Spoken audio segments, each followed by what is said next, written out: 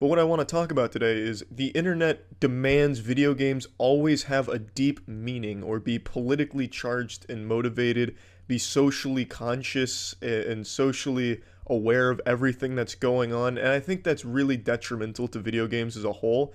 It's no longer enough for a video game to just be fun. In fact, I'd argue to the internet, fun is secondary to the meaning and the political message behind the game. I think politics is very unenjoyable as a topic. I don't get political. I never get political. I think it's a very boring world. There's no entertainment to be had.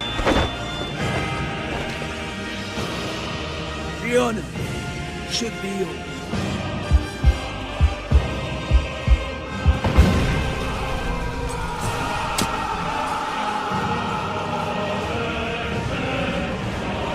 I've made a couple similar videos like this in the past, but I kind of wanted to do a roundup because ever since I covered Mr. Beast's personal lawyer, Moist Critical, people were saying like, oh, remember when he did that like really terrible politics in video games tape, which I did like cover back when it came out like in 2019, but I kind of want to go over that today while talking about politics in video games, and we're going to go through like the spectrum of different things I spoke about in the past. We're going to talk about people saying, get your politics out of my video games, don't make games political, they're just fun. We're going to talk about the hypocrisy of certain groups saying, get your politics out of my games, but I actually like it when you put my own politics in your games. And then also talk about conservatives often trying to frame their favourite games as having political messages that agree with them. So you guys may have watched my videos, a lot of you may not, where I've covered like Abby Shapiro and her Young America Foundation husband, talking about how Bioshock is pro-conservative, how Red Dead Redemption 2 is also pro-conservative, loads of people also saying Hideo Kojima is some sort of libertarian, and Metal Gear Solid games are actually conservative as well. And you guys will probably also know how every terrible person seems to love Fallout New Vegas for some reason, as if the whole Fallout series isn't like a massive criticism of America. But like I said, I've made individual videos on all those things, but today we're just going to do a nice little roundup and talk about these things. So I normally plug my Patreon and my socials, but basically I've been having some really bad issues with YouTube and monetization. I actually spoke about this on Tuesday, I believe, so I'm just going to play that quickly for you just to describe the scenario I'm in right now. And then last Friday, I get hit with YouTube messaging me saying I haven't rated my videos accurately lately, and as such, they will not take my input when deciding whether a video should be monetized or not. Basically, the way it works is for each video, you rate your video's content and if it should be monetizable.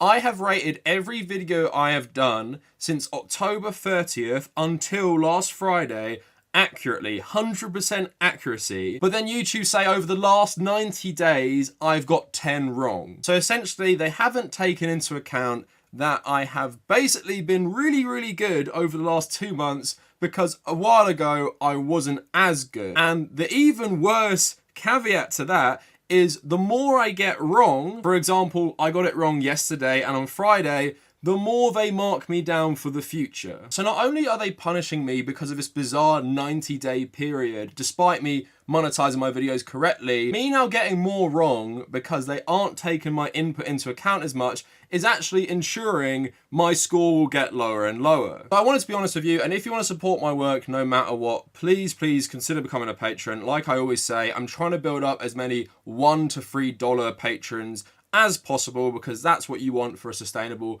Patreon, and that just gives me the freedom to cover stuff without constantly worrying whether YouTube will actually monetize my videos. And just like with this Twitch drama right now, it shows you how corporate platforms shifting their policies can drastically affect content creators' income. So yeah, YouTube's being really annoying with monetization, and that just sucks. But again, we keep growing and we keep on the Sigma grind set, and thanks so much for the recent support. This is 55k worth of Chocolate Orange in terms of subscribers. It would be nice to get one more. I don't think we're going to get 3k subs in the next 2 weeks. But anyway, keep subscribing, helping me grow the pyramid. Also, I regularly live stream and that stuff is all archived on the Kavernacle Extra. So to start this video, I want to use Mr. Beast's lawyer's video about politics in video games to sort of frame my argument. Now, this guy is more coming at it from like a gamer perspective, and maybe like less ideological gamer, who we're going to talk about a bit later,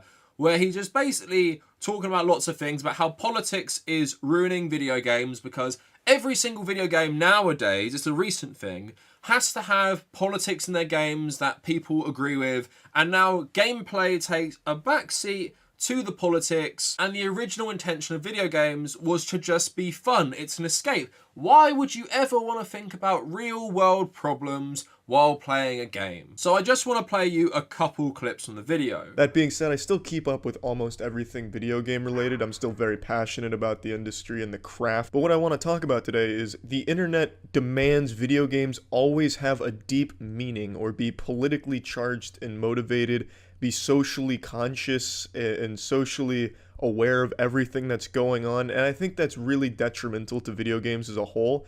It's no longer enough for a video game to just be fun. In fact, I'd argue to the internet, fun is secondary to the meaning and the political message behind the game. Politics is never something fun.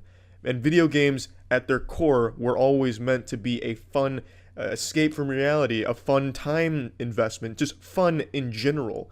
And now, making every game so politically motivated, it makes it not fun. I think making and demanding games conform to what you personally believe is really sad, and it really holds games back. But for the most part, games are just supposed to be fun, and I'm not there to dive deep, feel something in the real world, a thought-provoking experience. I'm there to have a good time. It's stupid to want that from a piece of fictional entertainment. It's really dumb, and it holds the whole goddamn thing back because developers like CD Projekt Red is a good example, how they got attacked for Cyberpunk 2077 that's not even out yet. Just this whole laundry list of social problems that they noticed with the game, or things that were missing, or they felt were missing from the game. So then CD Projekt Red had to go back, allocate a whole bunch of time and resources to make everyone happy that the game is so socially aware of everything in the world that's going on right now, to try and make everyone that exists on the internet happy. So all that time they spent doing that could have been spent making the game more fun, making more quest lines or stories for more characters. It's just, it feels like to me it holds developers back, it holds games back, and I just don't get the purpose. So that argument is like ridiculous on multiple levels. I also do love how he talks about the Cyberpunk controversy, which really had nothing to do with anything in game. It was mainly about their offensive marketing for the game, but also talking about them changing stuff in the game itself to be political, and they've wasted time where they could be writing quests. Oh no, they could have been writing quests in Cyberpunk, which would have been totally fun and apolitical. Not that one of the main characters, Johnny Silverhand, always talks about like how bad capitalism is. The cyberpunk genre is inherently like a political dystopia, a planet, an Earth ruined by capitalism. There is nothing like apolitical about either cyberpunk the genre or cyberpunk the game. So just the thought that politics has been distracting from cyberpunk makes me laugh. Arguments is pretty ridiculous in general. Games should be fun. Games shouldn't talk about politics because politics is boring, and politics is like real world stuff you don't want to do. When you boot up a video game, you just want to have loads and loads of fun. You just want to play Fortnite and turn your brain off. And that is all video games should be. Video games are entertainment after all, just like your movies, just like your books. It should just be an entertaining escape. It should never have a real world message about anything. Just like all movies. Movies never do this. Movies are never social commentary. Movies are all just like Top Gun. Video games are all just like Fortnite. I do love how he's so angered that he feels like politics are holding the medium back. When I would argue the contrary, I would argue gamers not being able to take politics seriously in their video games is holding it back. Can you imagine if we had this problem with movies still? Like, oh, you made that movie too political. That movie's political message. Oh my god, I just want to turn my brain off. I don't want to be reminded of how awful the world is. It is just a ridiculous argument because even Marvel movies, the most successful movies on the planet, they all have political messages, whether you like that or not. Some are inherently more political than others. Captain America, Black Panther, that is more political than other ones, but it's there. If you watch, I don't know, Falcon the Winter Soldier, there are loads of politics in that. An entertainment product is not bad for having politics in it. It is not entertaining for having politics in it. It just seems like you're a guy who's very boring and cannot deal with any like concepts that might challenge your worldview, so you'd rather exist in a bubble. And a lot of gamers have those problems. And I have loads of favourite games. Like, I absolutely love Tetris. You guys know that if you watch me play on stream. That is just a very fun video game. There isn't really much politics involved in Tetris. There isn't many politics involved in Mario Kart, things I play on stream all the time. There's a place for that, of course. Games should be fun for a lot of people. Games can be an escape for a lot of people. Don't pretend there aren't games for that, because there are so many. Some of the most popular games on Earth are purely for fun and entertainment, whether that be Fortnite, whether that be Tetris, whether that be Mario Kart, Smash Bros, all these properties, especially Nintendo games, primarily designed for gamers and people to have fun with their friends. So let's not act like politics are ruining the video game industry. In my mind, they're enhancing the video game industry. Like, some of the best games in the last couple years in terms of crossing over into, I guess, that more serious threshold are like Red Dead Redemption 2, Last of Us 2, and you can totally like not like those games and stuff. But it's very clear they've set out to deal with very serious themes in a way not many games ever do. And in my mind, games like that, especially Last of Us 2, really push the medium forward. But also with Last of Us 2, the reaction to that game by gamers is the real reason the industry is being held back, because these people who made this game took a chance, took a risk, did something that isn't really done with a massive original IP which everyone loved. And if you notice, I'm wearing Joel's jacket right now, and people absolutely hated it because there was visible diversity, and the character they became so accustomed to playing as, Joel, wasn't the playable character anymore. But just on that note, I want to talk about politics in video games, because people like Critikal and others act like it's a recent thing. It's like Obama ushered in the age of the SJW, where we all just want to put politics in games. Have you guys ever heard of Metal Gear Solid 1? Have you guys ever heard of Final Fantasy VII that came out in the 1990s? Probably before a lot of you were even born or could even play video games. Games that were very revolutionary in terms of their gameplay, especially Metal Gear Solid. Games that also did not shy away from political messages. Metal Gear Solid literally has so much hours and hours of expositionary dialogue about random ass political topics that are just thrown in the codec conversations. In the 20th century, in order to be a military superpower, you had to first be an economic superpower. But things changed toward the end of the century after the collapse of communism. With all the surplus weapons and technology floating around, even economically weak countries could have a powerful military. Negotiations for START 3 began in the late 1990s. The Russian president had actually been pushing for a much more ambitious arms reduction pact, but it was rejected by the Americans. America was the sole remaining superpower on the Earth, and they were not too eager to give up the title.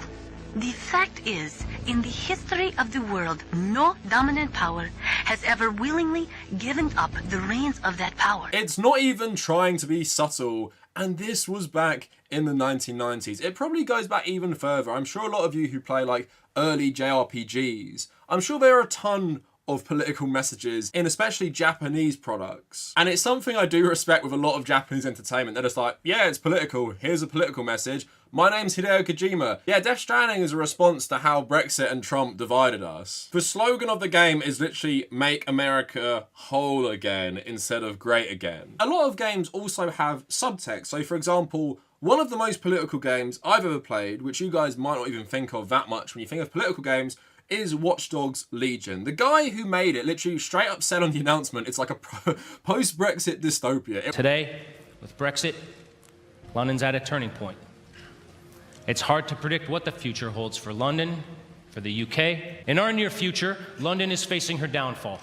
The UK has become a surveillance state, and freedom has been replaced with fear. And the subtext in this game is very political. I keep referencing this stuff on Twitter because it is actually amazing how much this game has predicted the current state of UK politics. So many things in the game, which is set in 2030, is literally happening right now because of the current government in the wake of the Brexit disaster they have created. Very, very political, touches on a lot of different themes. I'm going to probably make a whole video about it. You can also run around wearing really, really stupid masks, playing as a granny who can barely walk, and just doing ridiculous stuff. So you can have fun with that game. You can play that video game for fun and enjoyment. You can play modes online with people. You can do just stupid stuff in that game, like many open world games. And just like with many gamers, most of the subtext flew over people's head, because when you hear about the conversation about left-wing SJWs taking over all media, does this game ever get brought up? It doesn't get brought up because most Americans who lead this conversation don't understand British politics. So they play that game, hear all these political conversations on the radio, play a story which has like some deeply political messaging,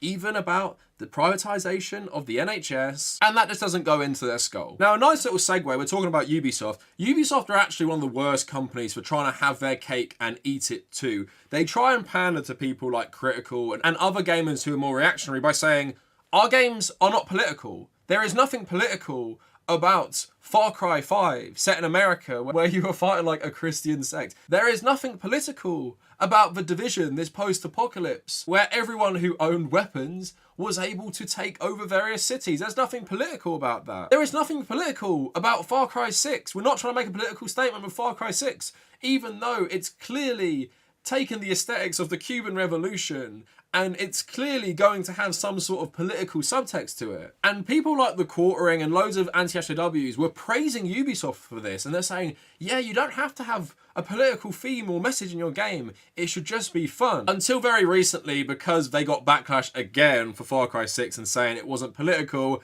they actually had to release a statement on their very own website talking about how the game was actually deeply political. I'm going to read a little bit for you now. So, the politics of Far Cry 6. Our story is political. A story about a modern revolution must be. They are hard, relevant discussions in Far Cry 6 about the cost of imperialism, forced labour, and the need for fair and free elections. My goal was to empower our team to be fearless in the story we were telling, and we worked incredibly hard to do this over the last 5 years. We also tried to be very careful about how we approach our inspirations, which include Cuba, but also other countries around the world that have experienced political revolutions in their history. The conversations and research done on the perspectives of those who fought revolutions in the late 50s and 60s and beyond are absolutely reflected in our stories and characters, but if anyone is seeking a simplified binary political statement, specifically on the current political climate in Cuba, they won't find it. I'm from a family that has endured the consequences of the revolution. I've debated revolution over the dinner table my entire life. I can only speak for myself, but it's a complex subject that should never be boiled down to one quote. What players will find is a story that's a point of view attempts to capture the political complexities of modern, present-day revolution within a fictional context. We have attempted to tell a story with action, adventure, and heart, but also that isn't afraid to ask hard questions. Far Cry is a brand that in its DNA seeks to have mature, complex themes balanced with levity and humour. One doesn't exist without the other, and we've attempted to achieve this balance with care. My only hope is that we're willing to let the story speak for itself before forming hard opinions on its political reflections. Navid Kavari, narrative director, Far Cry 6. So I think Kavari is an Iranian Persian name, so I'm assuming when he talks about revolution there with his family, he's talking about the Iranian Revolution. Obviously, the consequences of that revolution haven't been too great, but there's loads of external factors, including US meddling and stuff like that, which obviously contribute to that revolution not being successful for people who care about like socialism. Lots of socialists were involved in that revolution as well. It's funny they had consistently been trying to have their cake and eat it too, and they had to double down and say, yeah, this is political. There's a lot of political themes, although we'll still have the caveat of like, this isn't like a one political message. So Ubisoft kept trying to get away with this for a long, long time. I do generally find the politics in Ubisoft games, as someone who plays a lot of them, to not be like that interesting. I'd say Watch Dogs Legion is the most interesting. I've never found the politics of Assassin's Creed that interesting. The philosophy behind some of it, especially some of the earlier games like 3 and 4, is a bit better, and there is some cool politics, especially in 3. Generally, they are quite vague. I would say they're like master centrist in their political stuff, but it's annoying because the stuff they deal with is often so controversial and they still don't have a great take on it. And I think that's why people often get mad at Ubisoft, and people think like Mr. Beast's lawyer, that people like me would be mad because they didn't include a political message I agree with. It's more that they're trying to have their cake and eat it too. That we get frustrated at, because if you just, said, here is my vision, here is my political stance, and then we can dissect it, and at least I respect it because you're being honest. Whereas it's more cynical with Ubisoft. It's like, well, we just want to have everyone play our game and not be offended. Now, something I covered a while ago was Call of Duty Black Ops Cold War, and I actually made a whole video essay because the politics of this game was actually quite surprising compared to its initial marketing. And the initial marketing was something that the right-wingers absolutely loved for two reasons. One, it included Ronald Reagan in its marketing, and two, it also included Soviet defector, and in my opinion, massive grifter, just like a lot of prominent North Korean defectors like Yeonmi Park, telling Americans what they want to hear, Yuri Bezmenov. Now, Yuri Bezmenov defected from the Soviet Union and told Americans what they wanted to hear. The Soviet Union was waging like this ideological war in the background, trying to subvert Western ideals and everything through universities, through Hollywood, through everything like that. Everything Americans feared. Yuri Bezmenov confirmed. And who liked this stuff? Oh, the Quartering and Sargon of Akkad, people who always complain about left-wing people ruining video games, their politics, or just politics ruining video games. They love it when Ronald Reagan and Yuri Bezmenov are included. A new Call of Duty trailer has been released, and this is not normally breaking news as I would present it on this channel because I don't care about Call of Duty. It's just not my kind of game. There's nothing inherently wrong with it. It's just not for me. But this, as you can see, is not just any Call of Duty trailer. This one is called Know Your History and features a short, bold, but clever chap called Yuri Bezmenov. And he then wrote books and gave many lectures and featured on TV about what the Soviets do in order to expand Soviet influence, how they create their kind of ideological empire across the world. And it's very different to the way that the Americans do it. He explained that they do it by a process which is called, and all of these things are mentioned in this trailer, a process called active measures. This is ideological subversion, and again, this is pointed out in this trailer, and the trailer itself has the voice of Yuri explaining this, saying, look, you are at war, you are under attack, this is something that's going on and you have to admit it. They even include the 4 phases of demoralization in this video, which is very bold, especially as Yuri Bezmenov's lectures have on more than one occasion been removed from YouTube. I don't know why. He's talking about spy games during the Cold War, so I mean, what on earth could be the reason for taking that down? But I suppose that if we're in the process of being subverted and you're helping to do the subversion, maybe you wouldn't want this to be public knowledge. Yuri Bezmenov is a guy you should watch, learn, educate yourself. So get your diverse cast out of my Last of Us game because politics. Please put in Yuri Bezmenov in my Call of Duty game and censor it around that. Thankfully, not that these guys ever played it, Call of Duty didn't really play into this Cold War hysteria. And in terms of being like pro-American, the game really just kind of showed you how bad America was in a lot of ways, while also just being like typical Call of Duty, where it is a bit of like militaristic propaganda. Now, I think a lot of people get mad because the games with overt political messaging are usually progressive political messaging. You find that in most art because inherently conservatism as a belief upholds the status quo. A lot of art in many countries is challenging the status quo and pushing, I guess, things forward and having that conversation. That's why compared with movies and games that have right-wing political messages, left-wing political messages often come through a lot more. There are still a few games with right-wing political messages. I would argue most Call of Duty games, I've made a whole video about this. Call of Duty Black Ops 1 is the worst offender. Modern Warfare 1 is another really bad one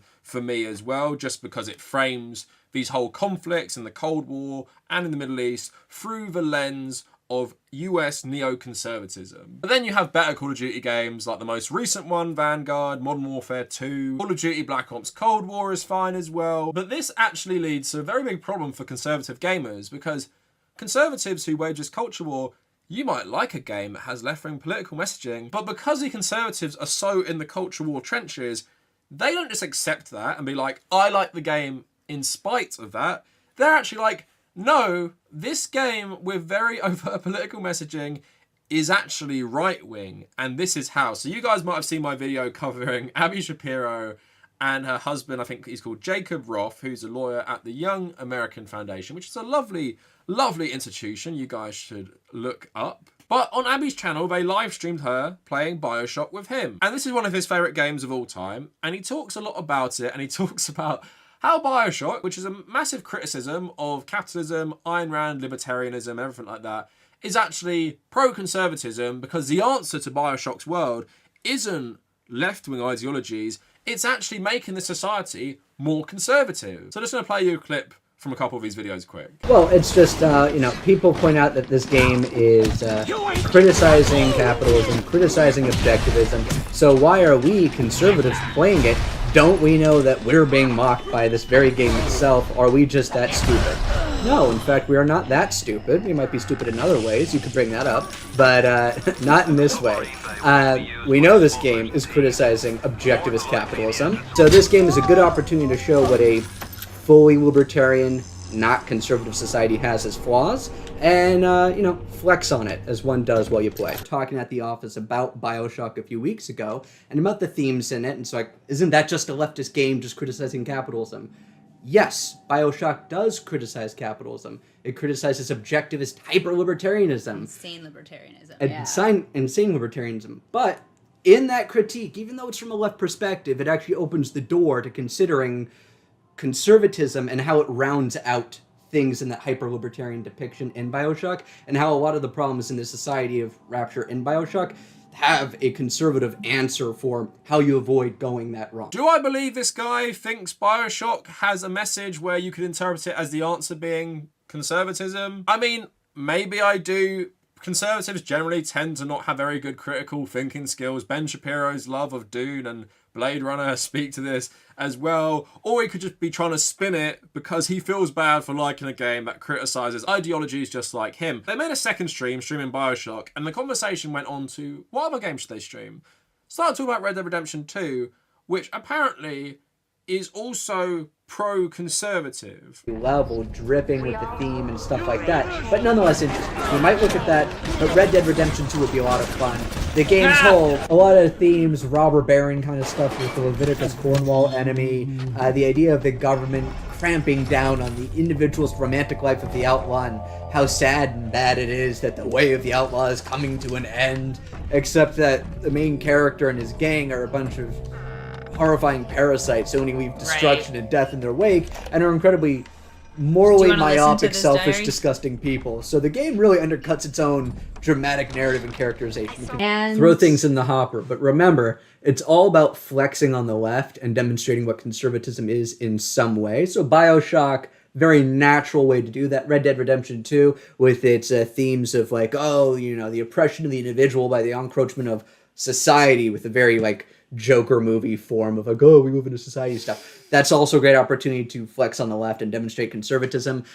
So just anything that fits that theme is potential. So please, opine, throw something our way. I can see a bit more how someone may think Red Dead 2 is pro-conservative just because the political messaging is less on the nose than Bioshock, of course. Like, the enemy in Bioshock is called Andrew Ryan, based on Ayn Rand, and Atlas. Based on Ayn Rand's book Atlas Shrugged, it's not very subtle. Where Red Dead 2, not saying it's subtle, but I guess it's kind of part of the world. One of the main things in Red Dead 2 is both Native American rights and also how corporations and capitalism is destroying their land and continuing manifest destiny, and your gang of outlaws are trying to live outside of this capitalist system. I don't really see them talking about the values of religion and the nuclear family or something like that. I don't really see them talking about how they should be industrious capitalists working for Cornwall. I do see a lot of ostracized people who have band together, with a main character through his evolution does tend to fight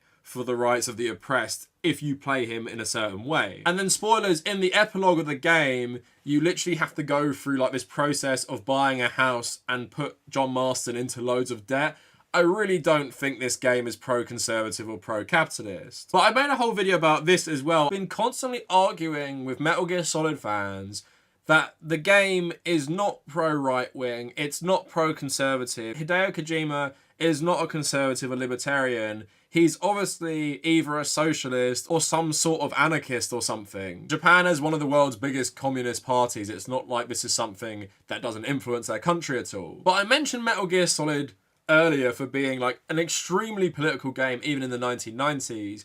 But with the games going further and further, the politics just gets more on the nose and more contemporary, and I've made like so many videos on this and used this clip so many times, when you have Snake and you have Cars and you have Amanda, who is in the Sandinistas, all talking about how much they love Che Guevara while fighting the CIA in Latin America with more Sandinistas, I don't think Kojima is telling you these are the bad guys, which some people seem to think. So I hear Amanda mistook you for Che Guevara, Snake.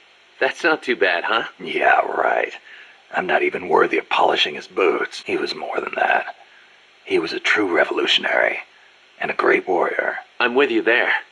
Can you believe that when he first went to Cuba with Fidel, they had only 12 guys with them? But they rallied.